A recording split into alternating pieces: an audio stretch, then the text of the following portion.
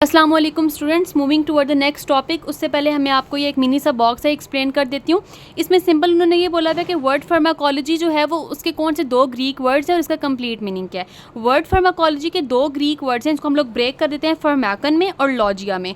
फार्मैकन का मीनिंग होता है ड्रग और पॉइजन, और लॉजिया का मीनिंग होता है स्टडी और knowledge of. It complete meaning is this कि knowledge and study of drug and poison is known as pharmacology. जो हम स्टडी करते हैं ड्रग के बारे में और पॉइजन के बारे में, या जो हमें नॉलेज मिलता है ड्रग पॉइजन के बारे में, वो हम किस ब्रांच में स्टडी करते हैं, फार्माकोलॉजी में।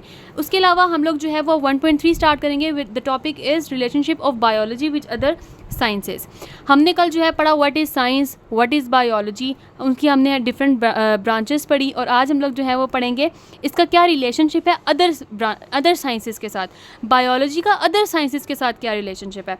Okay, moving towards a paragraph.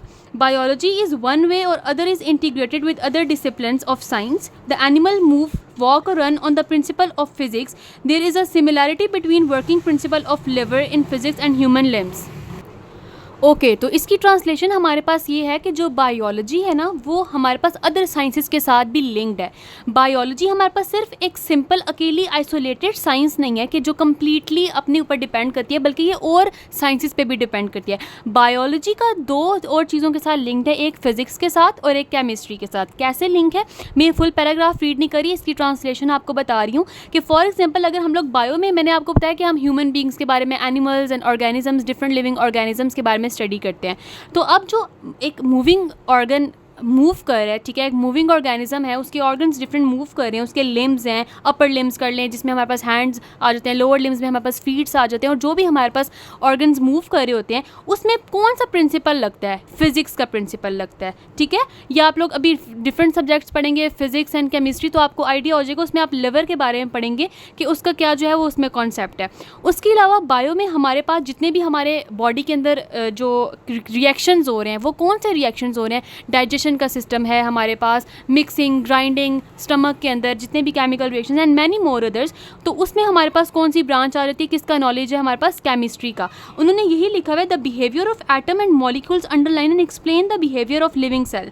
ठीक है, जो एटम्स का, मॉलिक्यूल्स का, एलिमेंट्स का बिहेवियर है, उनकी प्रॉपर्टीज़ एक लिविंग सेल के अंदर, ठीक है, एक ह्यूमन सेल के अंदर या ऑर्गेनिज्म के सेल के अंदर, ठीक है, प्लांट के सेल के अंदर, वो हमारे पास किस चीज़ के अंदर आ जाता है, हमारे पास केमिस्ट्री के अंदर आ जाता है। The physical structure of atom and molecules determine their chemical properties and the role they play in cell. उनकी क्या केमिकल प्रॉपर्टीज़ हैं उन एटम्स एंड मॉलिक्यूल की, और वो क्या सेल के अंदर जो है अपना रोल प्ले कर रहे हैं। ठीक है, तो वो सब हमारे पास आ जाता है। उसके बाद हम लोग मूव करते हैं towards the table. Okay students, इसमें सबसे पहले हमारे पास आ जाता है relationship of biology with other sciences. सबसे पहले हमारे पास बायो, हमने किसका रिलेशन पढ़ा है, बायो का अदर साइंसेज के साथ। अब यह है bio physics, bio chemistry, bio statistics, bio का फिजिक्स के साथ क्या रिलेशन है, बायो कैसे इंटरलिंक्ड है केमिस्ट्री के साथ। Okay, let's study it. Bio physics में मैंने आपको पहले भी बताया था, हम अगेन इसके बारे में पढ़ लेते हैं कि biological organisms work on the principle of physics, कि जो बायोलॉजिकल ऑर्गेनिजम्स हैं वो किसके प्रिंसिपल पे वर्क करते हैं, फिजिक्स के प्रिंसिपल पे वर्क करते हैं। कैसे, हम एग्जांपल देखते हैं। For example movement of muscles and bones, हमने जो फॉर एग्जांपल अब ये मेरा हैंड है, ठीक है, ये मेरे फोर आर्म है और ये मेरा जो है वो बाइसेप है, तो अगर मैं हैंड को मूव कर रही हूँ तो मैं हैंड को मूव किस प्रिंसिपल पे कर रही हूँ, मैं फिजिक्स के प्रिंसिपल पे कर रही हूँ। मेरे हैंड ने मेरी बोन्स भी मूव कर रही है, मेरे मसल्स भी मूव कर रहे हैं। ठीक है, और हमारे पास the study of biological phenomena according to the principle and laws of physics, हमारे पास जितना भी ये फिनोमेना है, ठीक है, और ये क्या लॉ ऑफ फिजिक्स पे हमारे पास होता है। हमारी मूवमेंट क्या है, हमारी डायरेक्शन क्या है, हमारा एंगल कौन सा बन रहा है जो हम मूवमेंट करें, तो ये सब चीज़ें किस में आ जाती हैं, फिजिक्स में आ जाती हैं। तो हम इसको क्या बोलेंगे, एज अ होल बायोफिजिक्स बोलेंगे। उसके बाद हम देखते हैं कि बायोकेमिस्ट्री कैसे लिंक्ड है, बायोकेमिस्ट्री के साथ कैसे लिंक्ड है। The study of chemical constituents found in an organisms and chemical reactions taking place in the living organism is called biochemistry. वो ये कह रहे हैं कि एक ऑर्गेनिज्म के अंदर, ठीक है, जो हमारे अंदर जितने भी केमिकल रिएक्शंस हो रहे हैं वो जितने भी किस में आ जाएंगे, बायोकेमिस्ट्री में आ जाएंगे। Living organisms consist of carbon, hydrogen, oxygen and nitrogen. ये सारी गैसेज जो हैं वो ऑर्गेनिजम्स हमारे पास कंसिस्ट करते हैं। फॉर एग्जांपल ऑक्सीजन का इनटेक है, कार्बन डाइऑक्साइड वो रिलीज़ करते हैं। ठीक है, और जितने भी हमारे पास केमिकल रिएक्शंस हैं उनमें डिफरेंट गैसेज यूज़ हो रही हैं, डिफरेंट बाय प्रोडक्ट्स बनते हैं केमिकल रिएक्शंस के बाद, रिएक्टेंट्स के बाद जो प्रोडक्ट्स बनते हैं, तो ये सारी गैसेज हैं। Chemical reactions such as digestion of food, respiration, photosynthesis take place in the organism. मैंने आपको कल भी बताया था। अब ये देखिए, डाइजेशन ऑफ फूड और रिस्पायरेशन, ये दोनों हमारे पास केमिकल रिएक्शंस हैं। तो बायो कैसे लिंक कर रही है? केमिस्ट्री के साथ लिंक कर रही है। ये दोनों केमिकल रिएक्शन है। ब्रेक डाउन ऑफ फूड होगा, रिस्पायरेशन में जो है हम लोग इनहेल करेंगे, एक्सहेल करेंगे, वो एक अलग केमिकल रिएक्शन है, ठीक है। और फोटोसिंथेसिस की बात करें तो ये प्लांट्स में होती है। और हम यहाँ पे सिर्फ ऑर्गेनिजम्स की बात नहीं करें, हम लोग बायो में ऑर्गेनिजम्स की भी बात करते हैं, ह्यूमन बींग्स की बात करते हैं, जिनमें प्लांट्स की बात करते हैं, माइक्रो ऑर्गेनिजम्स, हम कम्प्लीटली इसकी बात करते हैं। तो उन्होंने एक प्लांट की एग्जाम्पल दे दिया और एक हमारे पास ह्यूमन बींग्स या ऑर्गेनिजम्स की दे दिया। उसके बाद हमारे पास आ जाता है biostatistics. Statistics is related to collecting and analysing various data और फैक्ट्स। अब हमारे पास सबसे पहले ये कि स्टैटिस्टिक्स की जो है वो हमारे पास डेफिनेशन है। इसकी डेफिनेशन है कि स्टैटिस्टिक्स होता क्या है। इसका डेफिनेशन है कि कलेक्ट करना और उसके बाद एनालाइज करना, सही है, वेरियस डाटा और फैक्ट्स को, different data, different information, different knowledge को कलेक्ट करके उसको हम क्या बोलते हैं? स्टैटिस्टिक्स की टर्म दे दिया है, the collection of biological data. अच्छा, नॉर्मली जो स्टैटिस्टिक्स है वो क्या है? डाटा को कलेक्ट करना, वो स्टैटिस्टिक्स है। लेकिन अगर हम बायोलॉजिकल डाटा को कलेक्ट करते हैं, बायोलॉजिकल डाटा में हमारे पास क्या आ जाता है? हमारे पास डिफरेंट रिएक्शंस आ जाते हैं, डिफरेंट हमारे पास प्रोसेसेस आ जाते हैं ह्यूमन बॉडी के अंदर जो कंडक्ट करें, डिफरेंट ऑर्गेनिजम्स के अंदर कंडक्ट करें। तो जो हम उनका डाटा कलेक्ट करते हैं वो हमारे पास बायोस्टैटिस्टिक्स हो जाएगी। उसमें हमारे पास क्या आता है? अब हम डाटा कलेक्ट कैसे करते हैं? हम सबसे पहले देखते हैं डाटा में क्या आ जाता है। हमारे पास डिफरेंट फैक्ट्स एंड फिगर्स आ जाती हैं, ठीक है। उसमें हम लोग क्या करते हैं? सबसे पहले थ्रू ऑब्जर्वेशन हम ऑब्जर्व करते हैं, फिर एक्सपेरिमेंट करते हैं। उसमें हमने कोई चीज़ ऑब्जर्व की, ठीक है, कि प्लांट का कलर है तो प्लांट का कलर ग्रीन क्यों है? हमने सबसे पहले वो चीज़ ऑब्जर्व की, हमारे माइंड में एक क्वेश्चन रेज हुआ, देन उसके ऊपर हमने क्या किया? हमने उसके ऊपर एक एक्सपेरिमेंट किया। साइंटिस्ट जो है वो उसके ऊपर एक्सपेरिमेंट्स करते हैं कि इसका क्या रीज़न है, एंड एनालाइज देम, फिर उनको एनालाइज करते हैं, ठीक है, step by step. Then according to statistical rules for biological studies. In short आपने इसमें ये याद रखना है कि जितना भी हम बायोलॉजिकल डाटा जो होगा जिसको हम कलेक्ट करेंगे वो बायोस्टैटिस्टिक्स में आएगा। और सिर्फ स्टैटिस्टिक्स क्या हमारे पास क्या है? Collecting data. उसके बाद हमारे पास आता है computational biology. The study of the use of data analysis, mathematical modeling and computational stimulations to understand biological system is called computational biology. Okay, तो इसमें ये है कि जो हमारे पास बायोलॉजिकल सिस्टम है ना, बायोलॉजिकल सिस्टम के ऊपर हम जितना भी मैथमेटिकल हम लोग एनालिसिस करते हैं, हम लोग कंप्यूटेशनल एनालिसिस करते हैं, उसकी हम एग्जांपल ये ले लेते हैं कि फॉर एग्जांपल हमारे पास क्रोमोसोम या डीएनए है, हमने उसको कोई एक फ्रेगमेंट चेक करना है, ठीक है। हमने उन्होंने लिखा हुआ है कि the example of computational biology include the process of locating fragment of DNA.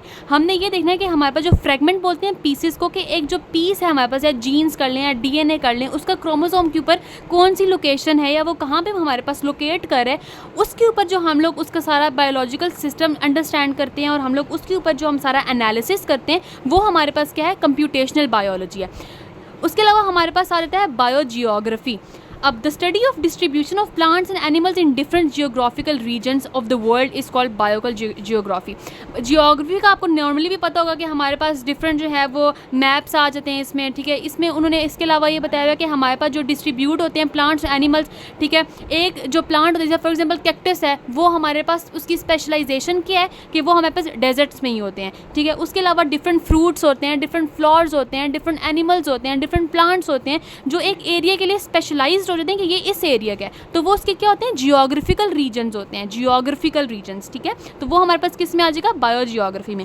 Biotechnology हमारे पास क्या है? The study of use of different techniques to manipulate the living organisms for the benefit of mankind is called biotechnology.